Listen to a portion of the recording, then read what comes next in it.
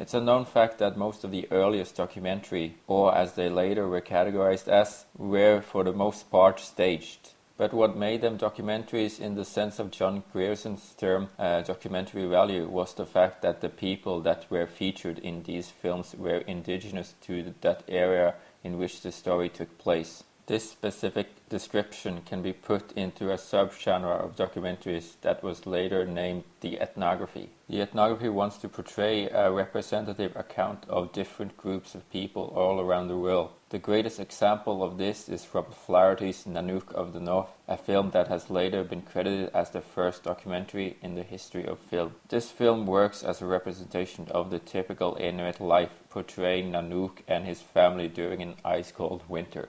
Flaherty used real Inuits as actors, but had to persuade them into using old hunting equipment that real Inuits had stopped using generations ago in order to create the most authentic representation of the Inuit culture in its pre-industrial form, the supposedly same way they have lived for thousands of years. This aspect has been heavily criticized because it's been made with that intention to make an exotic drama targeted towards a Western audience. While the West drew heavily on displaying primitive cultures, the Soviet takes on indigenous people were the total opposite. Instead of making exotic poetry, they wanted to show how helpless the indigenous population were without a Marxist revolution, like in Victor Turin's Turksib.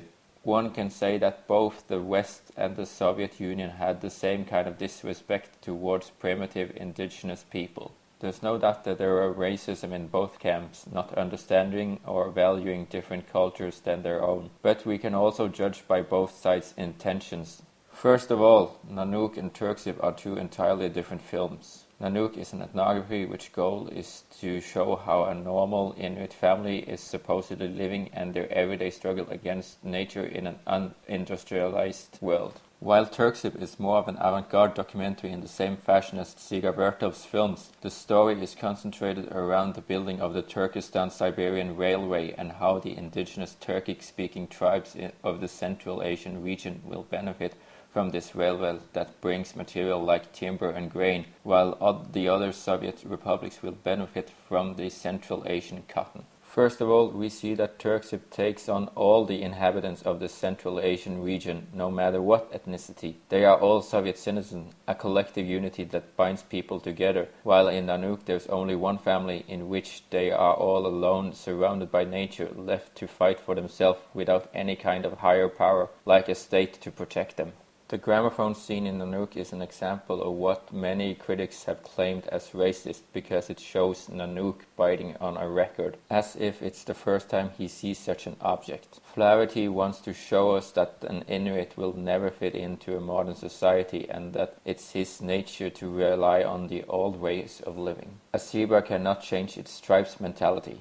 While in Turksib, the natives are shown handling advanced equipment, and most of the engineers behind the railway are natives as well. Like many Soviet films, both documentary and fiction, the Soviet wants to show us that every human, no matter what nationality, are all alike and wants to live a more convenient life so that they don't have to have an unnecessary struggle against nature. In fact, Turksib even implies that humans can control nature as well through constructions and explosions. Human controls nature and there's no such thing as destiny. It's a war against the primitive. In Nanook, we get to know through the opening credits that the actor who played Nanook died of starvation 2 years after the filming. The credit implies that death is a normal part of living in the wilderness. These individuals can't be saved because they don't live in a civilized society. Maybe the purpose of the ethnography is to save dying cultures with at least having some footage before the people themselves are gone. Not on the Soviet watch, we might say, when it comes to the people, of course, because every death in Turksib could and should be avoided at any cost.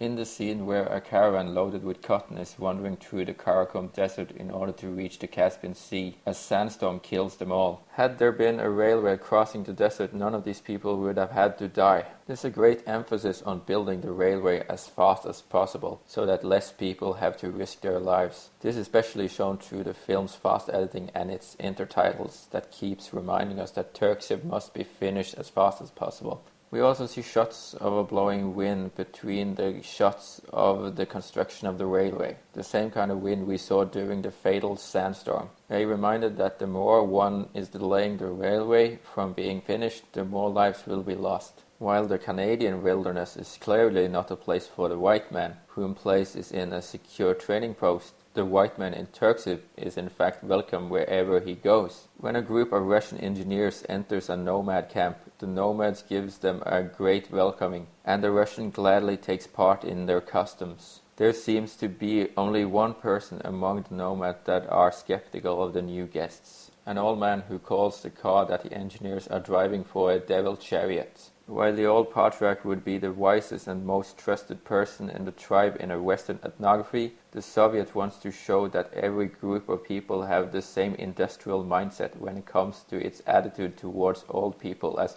underdeveloped and grumpy, the everything was better before mentality. Later it has been revealed that the Soviet indoctrination was in fact not that smooth as shown in propaganda movies like Turksib, that there were in fact a lot of racism going on, scars that still haven't healed even to this day.